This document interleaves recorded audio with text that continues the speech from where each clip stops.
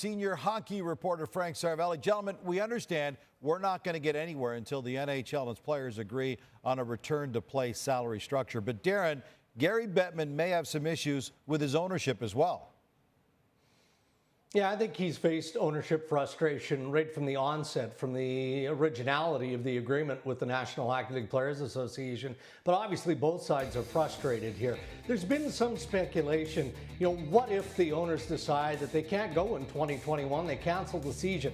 Does that put the Players Association in a position where they can challenge that move in federal court, effectively calling it an illegal lockout? But the owners say if that's the case, then force majeure would be applied. It is a pandemic, and the NHL believes that in the spirit of their existing agreement, they've got cancellation protection, and if they had to cancel, they wouldn't have to make due on the players' salaries. But nobody wants to cancel 2021. And it's important to note that at this hour, the NHLPA has really stuck to its guns, that it hasn't agreed to anything beyond the terms already negotiated 4 or 5 months ago in the MOU and the CBA extension. That could change, but at this point, they are very much in their resolve in believing that the NHL should honor those terms. Now, in the meantime, the NHLPA had a return-to-play committee call. They've been holding them regularly, but certainly, as Dregs mentioned, some growing frustration. One member of that committee telling me today that, he's frustrated by the lack of urgency that he perceives from the NHL side, that this should be the time that both sides firm up plans for the season, and that's not happening because of this financial stalemate. So we'll see where this goes, but certainly the players feel that time is being wasted right now.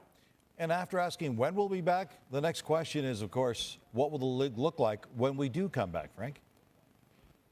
That's right, Gino. The focus at this point and the preference of both owners and players is to open the 2021 season in all 31 buildings around the league. The reason for that is both from a revenue side and from a lifestyle side, having players home with their families as much as possible that the schedule will allow. And moving forward, though, the big question is, with the numbers skyrocketing around North America, the COVID numbers, will they be able to pull this off with local and regional health authorities? We've seen the NFL, the San Francisco 49ers had to move their games to Arizona for the next 2 weeks. The NHL recognizes now that they're going to have to be flexible with their schedule moving forward, potentially putting teams to play in neutral sites. Hybrid bubbles remain a backup option, but it's something that no one really wants to go into a bubble at this point after being in one for so long to close out last season. And Frank, while a lot of those matters remain in flux, one thing that seems pretty locked in is the idea of coming back with 4 realigned divisions. One, of course, because of the border being the all-Canadian divisions, and then you get your 3 U.S. divisions. But I checked with a source today who suggested still not a firm decision on exactly how those U.S. divisions will look like. There are some swing teams that you can put in a couple of different divisions. Pittsburgh, should they be in the Central or in the East with the rival Flyers? The Penguins would rather be East. Minnesota, St. Louis, Dallas, all Central time zone teams. It could be in the West or it could be in the Central. That still has to be resolved where all those teams end up. And Pierre, you polled some NHL executives for their rankings at a potential all-Canadian division. The results of that, interesting. They're coming up in the show. And there is one potential upside to the delay in the start of this new NHL season.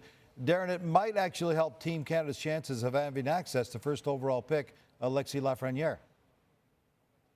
Well, Team Canada is hopeful, Gino, but there's certainly no guarantee of that. Time now is of the essence. Team Canada needs to know within the next few days, I would say, for safety reasons. Alexei Lafreniere has been training with the New York Rangers near New York City. He's been there since early November. There's no guarantee. There's no decision that's been made just yet. They're in a holding pattern right now. And the biggest concern from the NHL team's perspective, of course, would be injury. Lafreniere got injured last year in the World Championship.